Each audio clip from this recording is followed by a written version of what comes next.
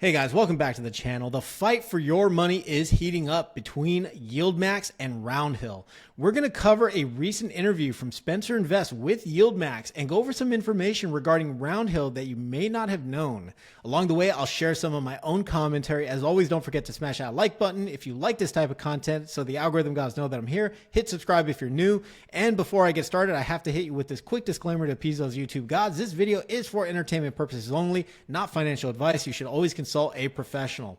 All right, with that out of the way, guys, let's hop into the video. So we're going to go over here to the video. This is the interview by Spencer Invest. Shout out to you, Spencer. I thought this video was actually really good. This interview was really good. This interview is titled Interviewing YieldMax. Find out about Ulti, Salty, weekly dividends, and more. All right, so in it, he is interviewing Mike Venuto, the Tidal CIO and co-founder, and Mike Coe, who's the YieldMax chief strategist that just joined. All right. We're going to be talking mostly about Mike Venuto because he is the one that's really taking the shots here. All right. But full disclosure, because I know this video is going to get probably a little triggering. All right. We're going to be talking about YieldMax and Roundhill. And, you know, full disclosure, I own lots of Roundhill. So I'm going to do my best to be as objective as possible and let you, the audience, come to your own conclusions. All right. I am not team Roundhill. I'm not team YieldMax. I think they both offer some great products. At the end of the day, I'm an investor just trying to make some money. All right. That's it. Okay. I have no brand loyalty to anybody. All right. So let's hop into the very first clip here. Growing thing among. Oh, one last item. I really think people should watch this entire interview. It was really well done. And again, I don't want you guys taking my snippets of these videos as like the entire video. I think you really should watch the entire video to get the context. Okay, here we go. Retail investors. How does the options income approach compare competitors' high yield strategies such as leverage income ETFs in both a bull and bear market? Well, I'm going first on this one because it's the one that burns me so much, right?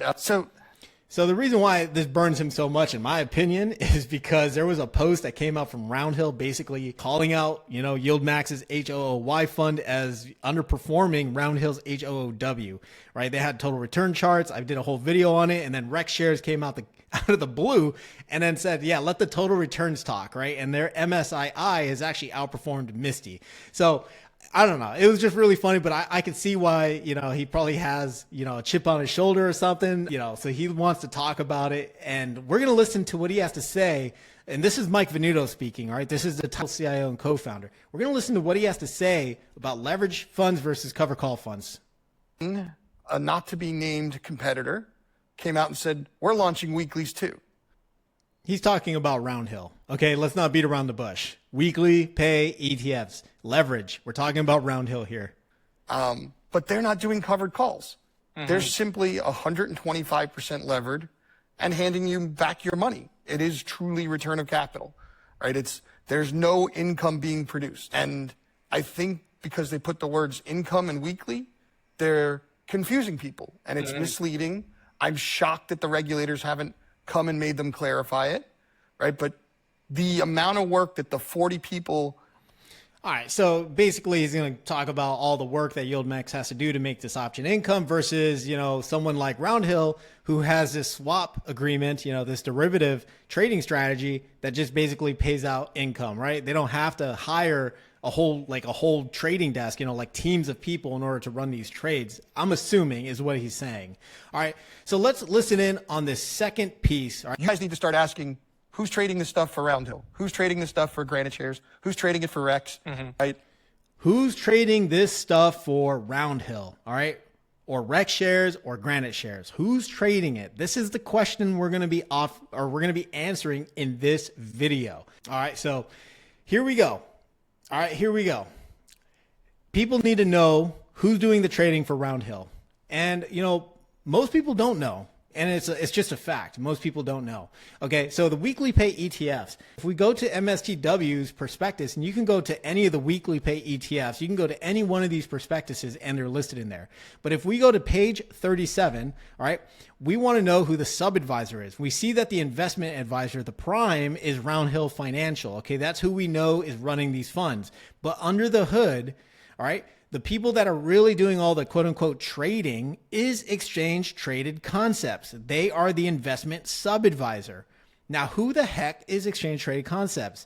All right, if we go to their website, and this is not top secret information, this isn't like a I gotcha or here's I'm exposing them or anything like that, right? This is all in their prospectus. You can read this. I don't know why Mike Venuto said it like it's front page coverage news. Like people don't know this, right? Or that this was going to be perceived negatively. So anyways, again, Exchange Traded Concepts, who the heck are these guys? These are the guys that are doing the quote unquote trades for the weekly pay ETFs. This is an ETF solution tailored for any fund manager. Okay. They offer something called an ETF-in-a-Box. And an ETF-in-a-Box is a white label solution that provides the complete infrastructure, all right, needed to transform a concept into an exchange traded fund. That infrastructure that they're offering is the stuff that YieldMax was talking about, that Mike Venuto was talking about, that 150 person team. That is what this ETF in a box offers. Okay. It basically does it all for them. Roundhill just needs to come up with the idea, and they came up with the idea of this 120% exposure to an underlier's weekly performance while offering weekly income using swap agreements. All right. That is all built into the ETF. That is their quote unquote proprietary strategy. All right. So what exactly is this ETF in a box solution? All right. Their turnkey, this is ETC's turnkey platform provides a complete infrastructure needed to transform an investment idea into a live strategy. Work with our experienced team to bring your ETF to market in as little as 3 months. Let ETC handle all the details while you build interest in your intellectual property, i.e. go out and do 100 YouTube interviews, right? Build interest, build that, brand, build up that, trust, that all that other stuff, intellectual property, and then identify capital to fund your ETF idea, i.e. you guys as retail investors, myself included, right? We're going to look at these interviews and be like, oh, I like that. Let me invest into it. All right. So that is really the idea behind this, behind these ETF in a boxes, right? It allows a manager like Roundhill to basically have an idea, a concept, for an ETF, and they approach this ETF solution that can do it all for them. And then they produce, the weekly pays, right? So having known that, I don't know why YieldMax would even bring this up as if it's going to be perceived negatively, right? Or if it's some super dark secret that Roundhill, Granite Shares or Rec Shares has, right? Or does, because Tidal does the same exact thing. I don't understand it. This is where maybe they'll clarify this in the future, because I would actually like to understand the difference here. So they're calling out Roundhill for not doing their own trades, but Tidal does the trades for everyone else. So wouldn't the same, idea apply to all these other people? You have, in here, Defiance, you have Defiance funds. Okay. You even have Fundstrat. Okay. Fundstrat, Tom Lee, the granny shots, all right. The granny shares, you have it right here. Fundstrat. Who's doing their trades? Is this a big deal or not? I don't know. The fire ETFs, I wouldn't touch those with a 10-foot pole. But you have everything else in here. You have Nest Yield. You have Quantify funds. All right. You have even Roundhill's in here. Look at that. Roundhill. So Tidal does the Roundhill Generative AI Technology ETF chat. Okay. They run the chat ETF for Roundhill. So it's kind of funny that they're like kind of attacking each other. But anyways, they also do, of course, a lot of the Vista shares and a lot of the YieldMax, as you guys know. So again, I don't know if that's a big deal. So that is really the question here. Is this a big deal? Do you guys as investors actually care? Because that is the question I asked myself when I found this out all those months ago. Do I really care? And really, I read a comment on one of my videos, and it probably summarized this the best. The comment goes, I don't care how the chef makes the food, right? I don't care how the chef makes the food. As long as the food is good, then what do I have to care? So I think that applies here, right? Should I know how swap agreements and derivatives are played? I don't know, probably, maybe.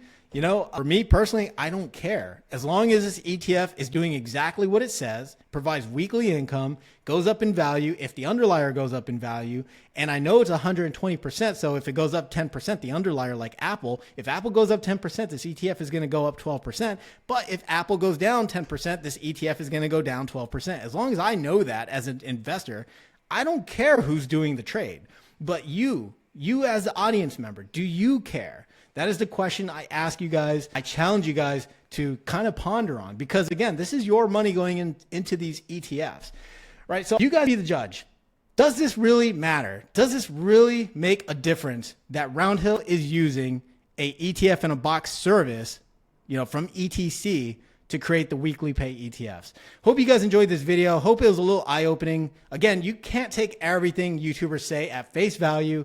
Do your own due diligence, do your own research, read the prospectuses. All right, guys, I promise it's not that hard. Just read the prospectus, go through it once or twice. You'll learn so much on how to look at these things. Okay, so you won't be blindsided. But anyways, with that being said, guys, hope you enjoyed the video. Hope you enjoyed the content. I will see you in the next one. Have a great day.